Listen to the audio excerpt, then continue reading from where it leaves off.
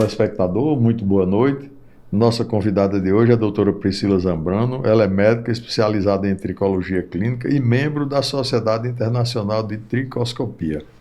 Veio falar conosco sobre o tratamento médico da calvície. E tudo bem, Priscila? Tudo bem, muito obrigada pelo convite.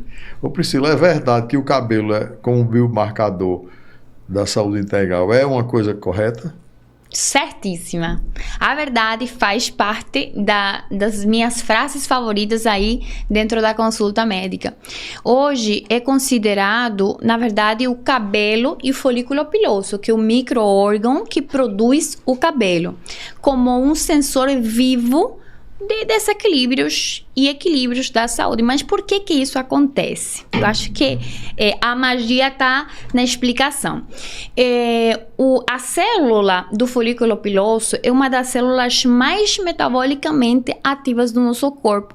Então, por ela ser altamente metabólica, ela é muito sensível aos desequilíbrios metabólicos. Ela responde muito rápido. E isso acontece a nível celular. Então, quando acontece, por exemplo, deficiência de nutrientes, macronutrientes, micronutrientes, desequilíbrios hormonais, estresse, situações de falta de sono, situações que levam a alterações metabólicas, o folículo ele é o primeiro em responder, né? E geralmente responde com queda. É claro, dentro da tricologia médica não temos apenas queda, porque às vezes é confundido calvície com queda de cabelo, mas a queda seria um dos sinais de que acontece alguma coisa. Algum desequilíbrio, de um desequilíbrio no nosso metabolismo corpo. Humano. Uhum. Ô Priscila, explica a diferença entre tratar o sintoma e restaurar o eixo da saúde capilar. Pronto, tratar o sintoma é tratar, basicamente, ver o folículo como um micro-órgão isolado do corpo, né?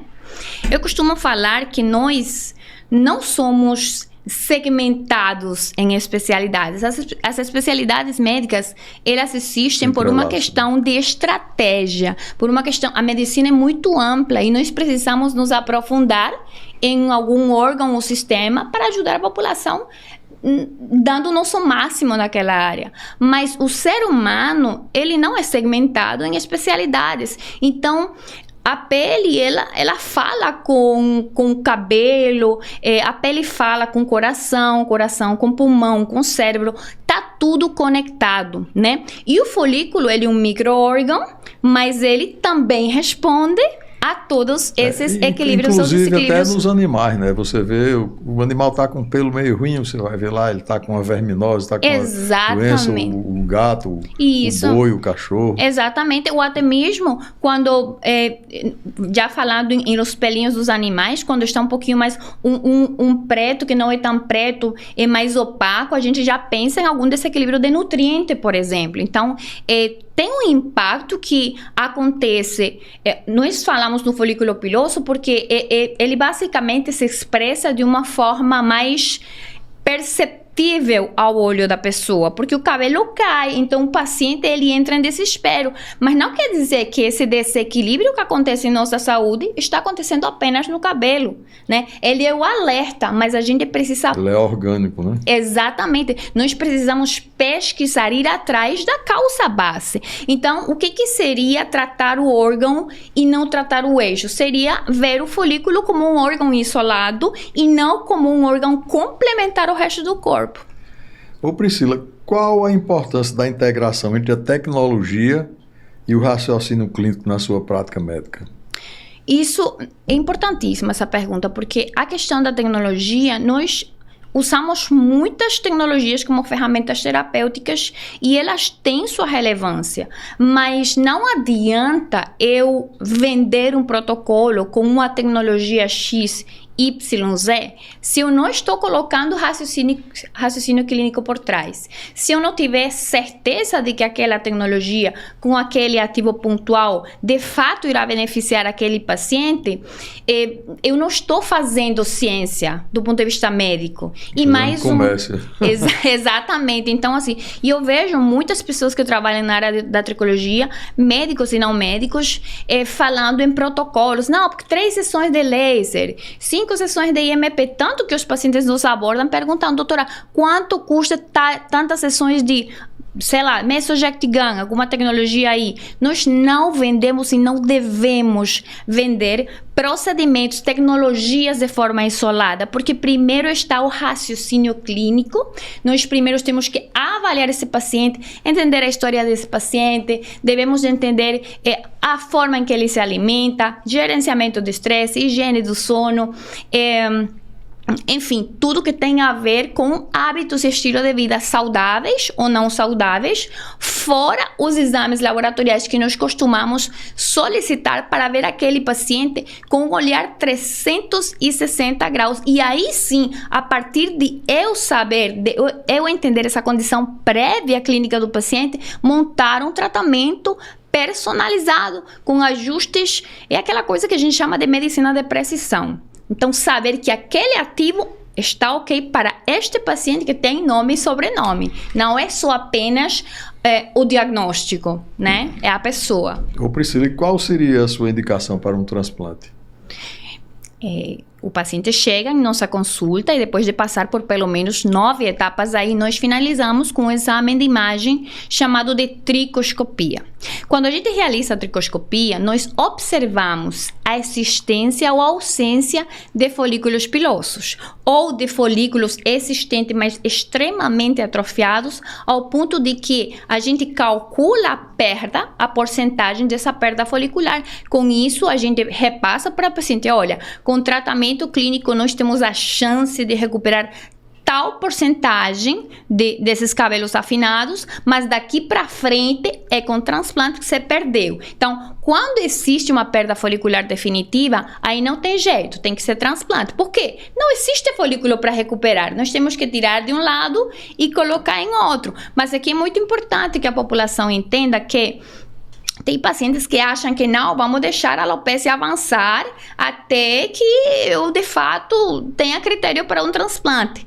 Importante, gente, enquanto mais cedo você chegar, mais chance a gente tem de reverter 100% dessa perda folicular com tratamento clínico. Mas também tem nós temos uma classificação, né? No grau 4 e 5 ainda daria chance de transplante. Passando dessa fase, muitas vezes você podia até perder a chance de transplante e ficar careca para sempre. Então é muito importante aí que a população saiba que tempo é cabelo. Então tem que ir na hora certa. Priscila, muito obrigado pela sua entrevista e deixa a sua rede social aí para quem quiser marcar uma consulta com você. É claro, vocês vão me encontrar, meu nome aí um pouquinho característico, com o nome de Priscila Zambrano, vocês me encontram nas redes sociais, ou doutora Priscila C. Zambrano. No Instagram, no caso, que é a rede social que eu mais movimento. E você em casa não saia daqui, voltaremos após o intervalo.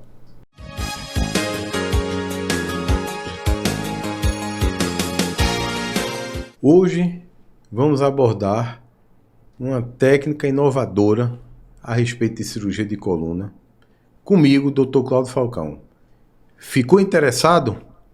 Acompanhe aqui conosco.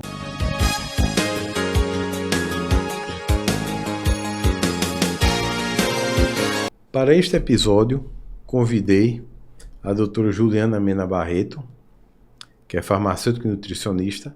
Ela vai tirar várias dúvidas dos nossos espectadores, justamente sobre essa técnica nova e revolucionária.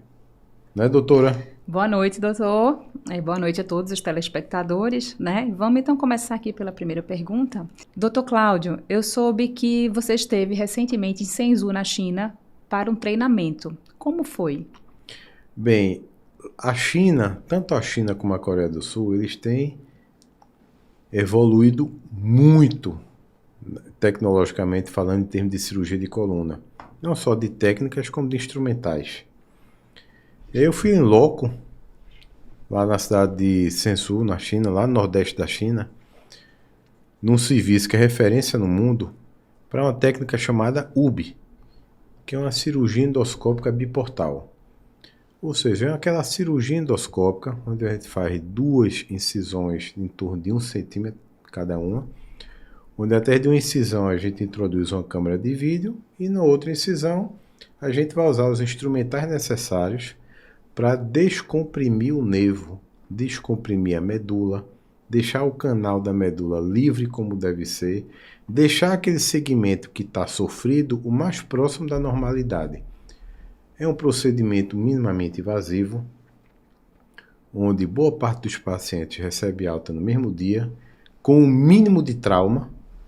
Só lembrando, Juliana, que até o desenvolvimento dessa técnica, essa cirurgia era uma cirurgia aberta, como se diz, totalmente aberta, com trauma muscular maior, um tempo cirúrgico maior, uma recuperação maior. E com esse procedimento que a gente torna minimamente invasivo, ele tem um pronto restabelecimento das suas atividades físicas, atividade de convívio social, suas atividades profissionais, com o mínimo de incisão possível. Então isso aí foi extremamente interessante para a gente ver em loco como é que funciona e a gente já começou a fazer isso por aqui.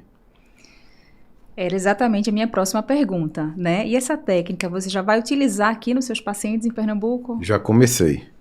A gente já começou desde o final do mês de agosto. A gente já começou a operar esse tipo de procedimento aqui. A gente está começando agora, tem um pouco mais de um mês, mas resultados excelentes. E é mais uma tecnologia que a gente tem a obrigação de oferecer ao nosso paciente, né? Medicina, eu acho que como em toda ciência, você nunca pode achar que já sabe tudo ou sabe demais, né? Porque é galopante a evolução da coisa. Então você tem que estar acompanhando o ritmo para oferecer o que tem de melhor sempre. Sim. E quais os principais benefícios da nova técnica para os pacientes? Bem, os principais benefícios? Como eu te falei, são incisões pequenas, em torno de 2 incisões de 1 centímetro, mais ou menos, cada uma. A gente consegue ganhar no tempo cirúrgico, reduz o tempo cirúrgico em relação à cirurgia aberta convencional. A gente consegue dar alta mais precoce ao paciente. É uma cirurgia que sangra infinitamente menos do que o normal. O sangramento dessa cirurgia é irrisório. O paciente se alimenta mais rápido, se levanta do leito mais rápido, tem alta bem mais precoce, via de regra, dependendo, pode ter alta no mesmo dia, ou no mais tardar no dia seguinte. E tem um pronto restabelecimento às suas atividades cotidianas, para trabalhar, para o convívio social, prática desportiva, né? Então a gente consegue antecipar e muito o restabelecimento da qualidade de vida do paciente com o mínimo de trauma. Maravilha. Doutor Cláudio, quem quiser saber mais sobre o que falamos aqui, onde acessar, como procurar?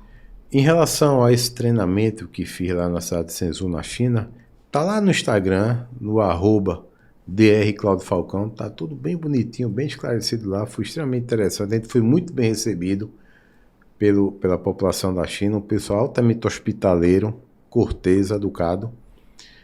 E se você quiser tirar mais dúvidas ainda numa consulta, é só ir lá no consultório, que a gente tem todo o prazer de esclarecer tudo. A finalidade do médico é essa. Que o DDD 81 é o 3416-0000. Doutor Cláudio, muito obrigada por todos os esclarecimentos. Boa noite. Doutora Juliana, muito obrigado pela sua participação. E você, espectador da TV Nova Nordeste, continue com a gente aqui, assistindo ao programa Medicina Estética.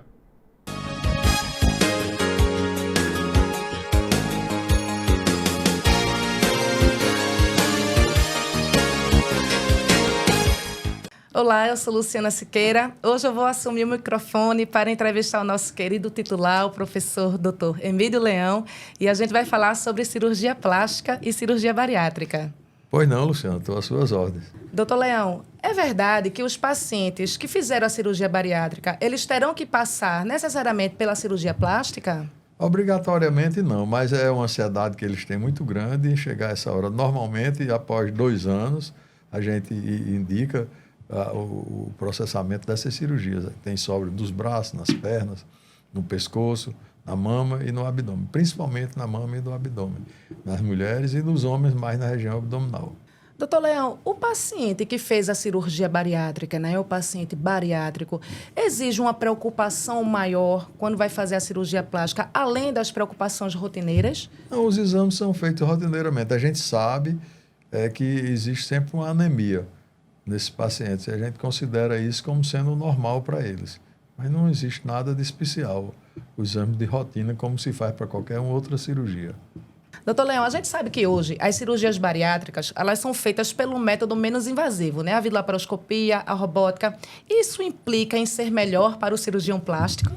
Não tenha dúvida, Luciano, muito melhor. As cirurgias de antigamente, antigamente que também não faz muito tempo, de 10, 15 anos atrás, eram muito mais invasivas, faziam incisões grandes e que desvascularizavam os retalhos. Essas incisões, ela diminui a passagem do sangue e faz com que essa não passagem, a obliteração do sangue, esse retalho possa necrosar no caso de descolamentos grandes, como a gente faz sempre nas cirurgias bariátricas, para tirar os excessos de pele. Doutor Leão, nos bastidores a gente conversou sobre os pacientes bariátricos, né, e os excessos de pele. Quais são as preocupações que inclui aí nesses pacientes que têm um excesso de pele após a cirurgia? Principalmente no vestiário. Às vezes incomoda uma dobra que fica, faz assadura, faz tudo, entendeu? Então essa sobra, a gente retira ela em troca por cicatrizes com o paciente. Você pode tirar qualquer sobra de pele, mas o paciente vai ganhar uma cicatriz por aquela retirada. Então, é uma coisa que preocupa bastante eles e é bastante salutar o paciente ficar magrinho e sem aquelas penduricalhos de pele. Isso. E essas dobras, na verdade, a questão não é só estética também, né? A questão são de doenças de pele. Doenças de pele, as assaduras, né? Ok. Até infecções e etc. Doutor Leão, deixe o seu contato para quem deseja fazer uma consulta com você. Pode fazer uma consulta comigo através das minhas redes sociais, Manuel Emílio Leão. Doutor Leão, muito obrigada pela sua entrevista e vocês continuem conosco após o intervalo.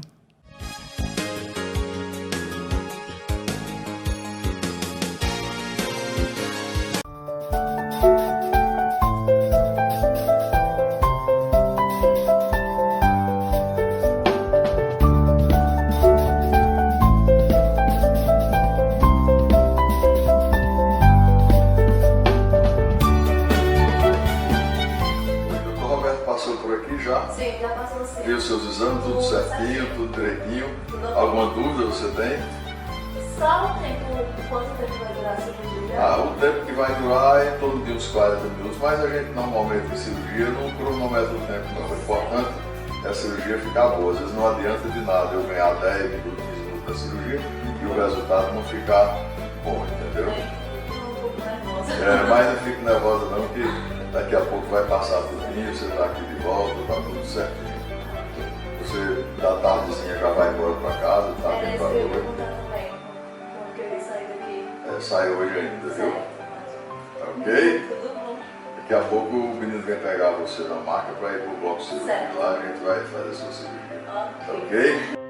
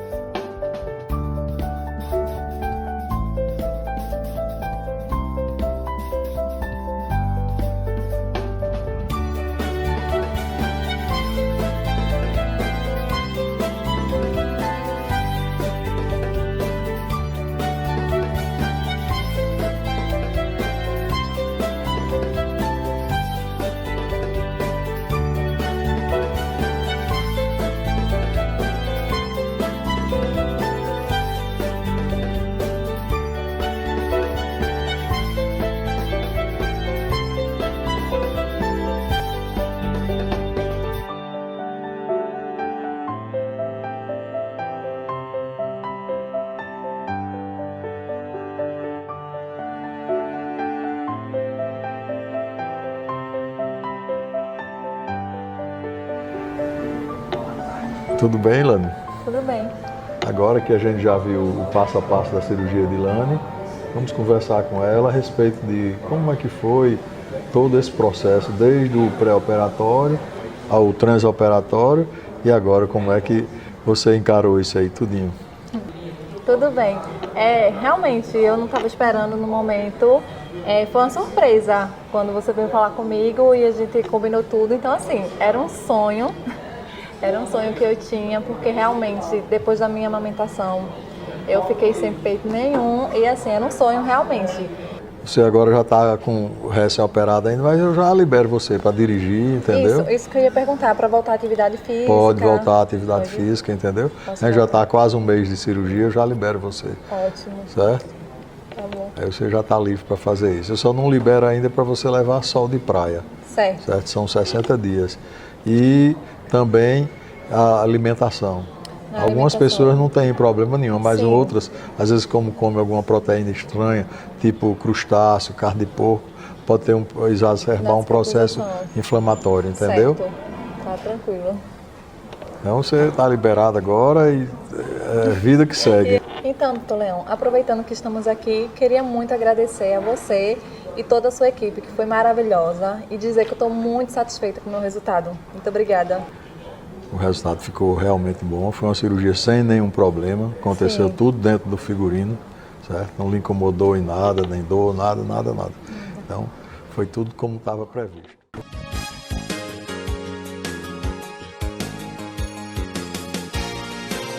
Você sabe das diferenças do tratamento do câncer de mama da mulher jovem e da mulher 50+? Agora vamos falar sobre esse tema. Mastologia, comigo, doutora Cláudia Pereira. Fique aqui conosco até o final do vídeo.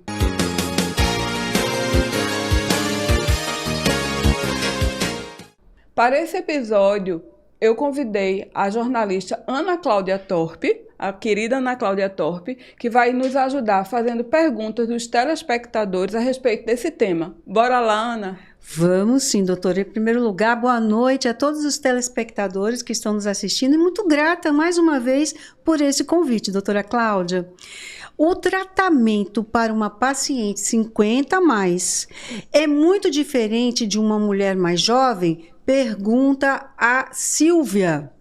Veja só, as pacientes jovens hoje, elas estão nos surpreendendo, certo? Antigamente, isso eu digo há 10 anos atrás, o câncer de mama era um câncer das mulheres pós-menopausa. Hoje a gente tem visto paciente de 28, eu tenho paciente de 18 anos, mesmo sem mutação genética. Então, normalmente o tratamento do câncer de mama na mulher mais jovem, ele tende a ser um pouco mais agressivo, porque são tumores mais agressivos. O tratamento é o mesmo, mas a resposta muda.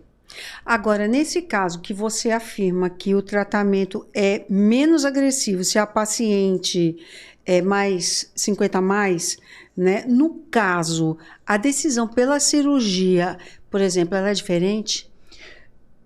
Depende. Porque veja só, o tratamento do câncer de mama ele é individualizado. Há vários tipos de câncer de mama, certo? Então, cada paciente vai ter um tipo de câncer com as características biológicas, que a gente chama de biologia molecular e imunohistoquímica própria dela. A gente observa que as pacientes jovens, elas têm mais um tipo de câncer chamado HER2 ou triplo negativo, e as pacientes 50+, elas tendem a ter os tumores luminais, que são menos agressivos. Então, com isso, modifica tanto a quimioterapia quanto a cirurgia. E em relação à cirurgia, hoje a gente tem um arsenal muito grande de cirurgias possíveis. Doutora Cláudia, ainda falando de quimioterapia, incluindo a radioterapia, elas são seguras para essas pacientes de 50+, e quem já tem outras doenças? A rádio e a quimio são coisas diferentes. A radioterapia, ela tem poucas contraindicações, né? É uma terapia que é tratamento local da doença, certo?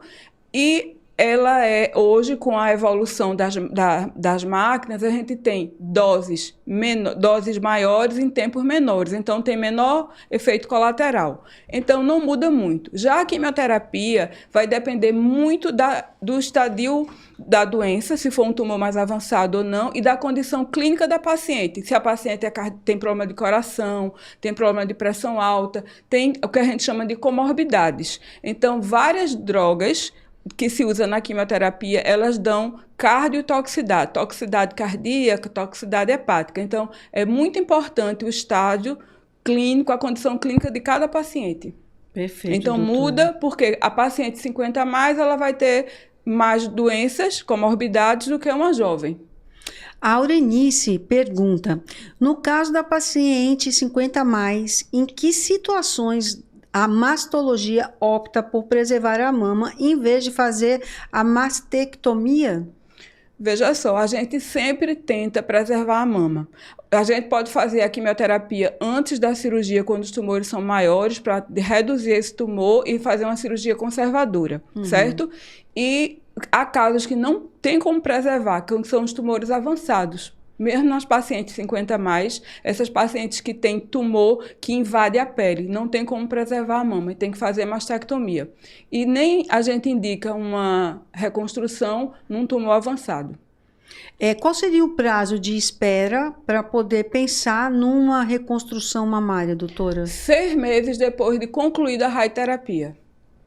Perfeito. Doutora Cláudia, quem está em casa nos assistindo e gostaria de saber um pouco mais sobre este tema ou entrar em contato com você, como é que pode fazê-lo? Veja só, eu trabalho no Hospital do Câncer, no Sistema Público de Saúde, em Olinda, na Prefeitura de Olinda, e tenho também meus consultórios na Ilha do Leite, Boa Viagem e Nas Graças. Mais fácil me encontrar pelo Instagram, @doutora Cláudia Pereira, que lá a gente pode trocar algumas ideias e vocês saberem os meus endereços, fica mais fácil. Doutora Cláudia, eu quero agradecer por poder participar mais uma vez desse quadro de perguntas e respostas para as nossas telespectadoras e dizer que é muito importante essa sua contribuição para a nossa sociedade. Muito grata. Eu que lhe agradeço, Cláudia, por fazer parte desse universo feminino de cuidados, certo? E agradeço a todos que estão nos assistindo, contando com a presença de vocês na próxima semana. Muito obrigada a todos.